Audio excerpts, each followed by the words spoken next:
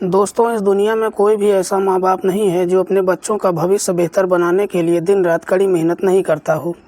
लेकिन इस दुनिया में कुछ बच्चे ऐसे भी मौजूद होते हैं जो जवानी की दहलीज पर कदम रखते ही अपने फैसले खुद लेना शुरू कर देते हैं, जिसकी वजह से न सिर्फ उनकी बल्कि कई लोगों की ज़िंदगियाँ भी तबाह और बर्बाद हो जाती हैं। आज की कहानी में भी कुछ ऐसा ही होता है, जिसकी वजह से एक लड़की न सिर्फ इस दुनिया को छोड़कर हमेशा के लिए चली जाती है, बल्कि जब उसकी असलियत लोगों को पता चलती है तो हर कोई यही कहता है कि भगवान ऐसी औलाद किसी को न दे। आज की कहानी वाकई में आपको सोचने पर मजबूर कर देगी। नमस्कार, प्रणाम। मैं आपका भाई, आपका दोस्त स्वागत करता हूं आपका हमारे चैनल पर। दोस्तों, आज की सच्ची कहानी जो मैं आपको सुनाने जा रहा हूं वो सच्ची कहानी है दरअसल उत्तर प्रदेश के मुरादाबाद ज़िले की। मुरादाबाद ज़िले में ही एक कॉलोनी पड़ती है जिसका नाम है सोनकपुर, और इसी सोनकपुर कॉलोनी का रहने वाला है जबर सिंह। जबर सिंह की पत्नी का नाम है जगपति देवी। जबर सिंह के टोटल 3 संतानें हैं, जिनमें से 2 बेटा और 1 बेटी। बेटी का नाम है संगीता, जिसकी उम्र है लगभग 22 वर्ष के आसपास। संगीता जो कि मुरादाबाद के ही डिग्री कॉलेज में BA की पढ़ाई कर रही है। जबर सिंह जो पेशे से राजमिस्त्री है और जो थोड़े बहुत पैसे कमाता है, अपने परिवार के साथ बहुत ही खुशहाल ज़िंदगी जी रहा है। जबर सिंह अपनी बेटी को पढ़ा लिखा कर कोई अधिकारी बनाना चाहता है। बात है 16 जून 2020 की। दरअसल जबर सिंह का पूरा परिवार एक साथ खाना खाता है और खाना खाकर सोने चला जाता है। अगली सुबह जब सोकर उठता है तो देखता है कि अपने कमरे में बिस्तर पर संगीता मरी हुई अवस्था में पड़ी है। घर वाले जब अपनी बेटी को मरी हुई अवस्था में देखते हैं तो ज़ोर ज़ोर से रोना धोना शुरू कर देते हैं। उनके रोने धोने की आवाज़ सुनकर आस पड़ोस के लोग भी आ जाते हैं। कुछ देर बाद जबर सिंह अपनी बेटी के अंतिम संस्कार की तैयारी करना शुरू कर देते हैं, लेकिन इससे पहले वो अपनी बेटी को लेकर शमशान घाट जाते जबर सिंह के घर पर पुलिस आ जाती है। पुलिस को देखकर हर कोई हैरान रह जाता है। पुलिस जबर सिंह से कहती है कि हमें सूचना मिली है कि तुम्हारी बेटी की मौत नॉर्मल नहीं हुई है, बल्कि उसकी हत्या की गई है। इसलिए हमें संगीता की लाश का पोस्टमार्टम कराना है।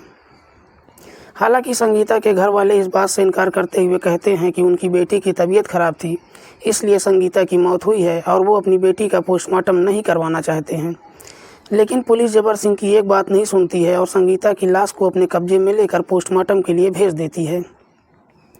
कुछ दिन बाद जब पोस्टमार्टम की रिपोर्ट आती है तो उसमें एक बड़ा ही चौंकाने वाला खुलासा होता है कि दरअसल संगीता की मौत नॉर्मल नहीं हुई है, बल्कि उसकी गला दबाकर हत्या की गई है। जैसे ही इस तरह की रिपोर्ट आती है तो पुलिस तुरंत हरकत में आती है और जबर सिंह को थाने उठा कर लाती है और जबर सिंह से पूछताछ करने की कोशिश करती है। जबर सिंह कहता है कि साहब, हमें कुछ नहीं मालूम है, हमारा तो पूरा परिवार रात को छत पर खाना खाने के बाद सोने चला गया था। संगीता अपने कमरे में अकेली थी। जबर सिंह की ही तहरीर पर पुलिस कुछ अज्ञात लोगों के खिलाफ मुकदमा दर्ज करती है और इस केस की छानबीन करना शुरू कर देती है। पुलिस इस केस की छानबीन करने सबसे पहले जबर सिंह के गाँव ही आती है और गांव जाकर संगीता के बारे में पूछताछ करती है। तब पता चलता है कि दरअसल संगीता का किसी से प्रेम संबंध चल रहा था। जैसे ही पुलिस को पता चलता है कि संगीता का किसी से प्रेम संबंध चल रहा है तो पुलिस तुरंत हरकत में आती है और जबर सिंह को फिर से थाने उठा कर लाती है और पूछताछ करना शुरू कर देती है। जैसे ही पुलिस अपनी शक्ति दिखाना शुरू कर देती है, जबर सिंह सच्चाई को कबूल कर लेता है। लेकिन जबर सिंह जब इस हत्याकांड की पूरी कहानी बताता है तो उसे सुनकर हर कोई यही कहता है कि जबर सिंह ने जो किया बिल्कुल सही किया। संगीता जो कि BA की पढ़ाई कर रही थी और पढ़ाई में भी काफ़ी होशियार थी। संगीता के ही पड़ोस में रहने वाला राजकुमार जो कि संगीता का दूर का रिश्तेदार भी था। जबर सिंह जो कि उत्तर प्रदेश परिवहन में ड्राइवर की नौकरी करता है। राजकुमार जिसकी उम्र है लगभग 25 वर्ष के आसपास। चूँकि जबर सिंह और राजकुमार आपस में रिश्तेदार भी हैं, तो इसलिए राजकुमार का जबर सिंह के घर पर आना जाना लगा रहता था। लेकिन राजकुमार जब भी जबर सिंह के घर पर आता था, सबसे ज़्यादा संगीता से ही बातचीत किया करता था। बातचीत करते करते आखिरकार दोनों में प्रेम संबंध हो जाता है। हालांकि दोनों के बीच में भाई बहन का रिश्ता है, ये जानते हुए भी दोनों अपनी एक अलग ही दुनिया बसाने का सपना देखने लगते हैं। धीरे धीरे यह सिलसिला लगभग 5 सालों तक चलता है, लेकिन जबर सिंह के घर के किसी भी सदस्य को इस बात की कोई जानकारी नहीं थी। जबर सिंह को इस संबंध की जानकारी तब पता चलती है जब जबर सिंह संगीता के लिए एक रिश्ते की तलाश करना शुरू कर देते हैं। जैसे ही संगीता को इस बात की जानकारी होती है, वैसे ही एक दिन संगीता बड़ी हिम्मत जुटाकर जबर सिंह के पास जाती है और वो कहती है कि मैं राजकुमार से बेइंतहा मोहब्बत करती हूँ और शादी करूँगी तो सिर्फ राजकुमार से ही। संगीता के मुंह से ये बात सुनते ही जबर सिंह के पैरों तले से ज़मीन खिसक जाती है। जबर सिंह संगीता को समझाते हुए कहता है कि तुम ये कैसी बात कर रही हो, राजकुमार तो रिश्ते में तुम्हारा भाई लगता है। अगर लोगों को इस बात की जानकारी होगी तो हम तो समाज में कहीं मुंह दिखाने के लायक नहीं रहेंगे। लेकिन संगीता अपनी जिद से बाज नहीं आती है, इसलिए जबर सिंह राजकुमार के घर वालों से बातचीत करने के लिए राजकुमार के घर जाता है और उनसे कहता है कि अपने बेटे को समझा लो, वरना ठीक नहीं होगा। जैसे ही राजकुमार के घर वालों को इस बात की जानकारी होती है तो उन्हें भी बहुत बुरा लगता है और वे सब लोग भी राजकुमार को समझाना शुरू कर देते हैं। इस बात का असर राजकुमार पर होता है और राजकुमार जबर सिंह के घर आना जाना बंद कर देता है। लेकिन राजकुमार संगीता से बाहर मिलना जुलना जारी रखता है। जैसे ही कुछ दिन और गुजरते हैं, इस बात की जानकारी फिर से जबर सिंह को होती है और जबर सिंह अपने कुछ रिश्तेदारों और अपने जानने वाले पड़ोसियों को बुलाकर पंचायत बैठा लेता है। पंचायत में संगीता और राजकुमार को भी बुलाया जाता है। पंचायत अपना फैसला सुनाती है कि आज के बाद राजकुमार और संगीता एक दूसरे से कभी नहीं मिलेंगे और ना ही एक दूसरे से कोई बातचीत करेंगे। राजकुमार और संगीता पंचायत की ये बात मान लेते हैं और वापस अपनी दुनिया में चले जाते हैं। इधर जैसे ही जबर सिंह के घर की हालत थोड़ी नॉर्मल होती है, वो संगीता के लिए फिर से एक रिश्ते की तलाश करना शुरू कर देता है। जैसे ही संगीता को इस बात की जानकारी होती है, वो फिर से जबर सिंह के पास जाती है और कहती है कि मैं शादी करूंगी तो सिर्फ और सिर्फ राजकुमार से ही, क्योंकि मैंने उसे अपना सब कुछ सौंप दिया है। इतना सुनते ही जबर सिंह के घर वाले संगीता को समझाना शुरू कर देते हैं कि तुम राजकुमार के चक्कर में क्यों पड़ी हो, वो तो वैसे भी पेशे से एक ड्राइवर है और तुम इतनी ज़्यादा पढ़ी लिखी हो। हम तुम्हारे लिए कोई अच्छी नौकरी करने वाला एक अच्छा लड़का खोज कर तुम्हारी शादी उससे करवा देंगे। लेकिन संगीता अपनी बात जिद से बाज नहीं आती है और राजकुमार से शादी करने के लिए खाना पीना भी छोड़ देती है। धीरे धीरे एक सप्ताह का समय गुजर जाता है। जब संगीता को इस बात का आभास हो जाता है कि उसके घर वाले किसी भी कीमत पर उसकी शादी राजकुमार से नहीं करने देंगे, तो वह एक दिन अपने घर से चुपके से निकलती है और सीधा राजकुमार के घर पर पहुंच जाती है।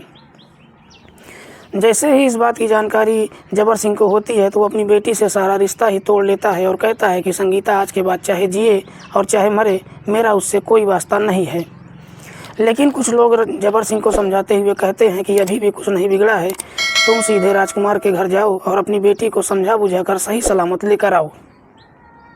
तो वहीं कुछ लोग जबर सिंह को समझाते हुए कहते हैं कि तुम थाने जाओ और राजकुमार के ऊपर मुकदमा कर दो। लेकिन कुछ लोग ये भी सुझाव देते हैं कि तुम मुकदमा मत करवाना, क्योंकि दोनों बालिग हो चुके हैं और अगर संगीता ने कोर्ट में तुम्हारे खिलाफ गवाही दे दी तो तुम बहुत बुरी तरीके से फंस जाओगे। लोगों के समझाने बुझाने पर जबर सिंह फिर से राजकुमार के घर जाता है और संगीता से कहता है कि चलो ठीक है, अब जब तुमने फैसला कर ही लिया है तो मेरे साथ घर चलो, मैं तुम्हारी शादी पूरे रीति रिवाज से राजकुमार के साथ कर दूंगा। संगीता जैसे ही अपने पिता की ये बात सुनती है तो अपने पिता की बात मानते हुए वापस अपने घर में आ जाती है। लेकिन जैसे ही संगीता शाम को अपने घर आती है, जबर सिंह के घर वाले फिर से संगीता को समझाना शुरू कर देते हैं।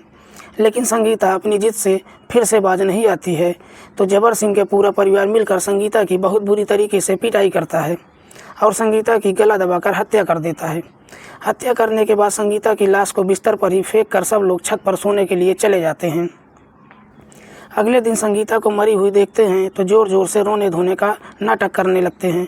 लेकिन जैसे ही इस बात की जानकारी राजकुमार को होती है तो राजकुमार तुरंत नज़दीकी थाने में फ़ोन कर देता है और कहता है कि साहब, मुझे शक ही नहीं है बल्कि यकीन है कि संगीता की दरअसल नॉर्मल मौत नहीं है, संगीता की हत्या की गई है।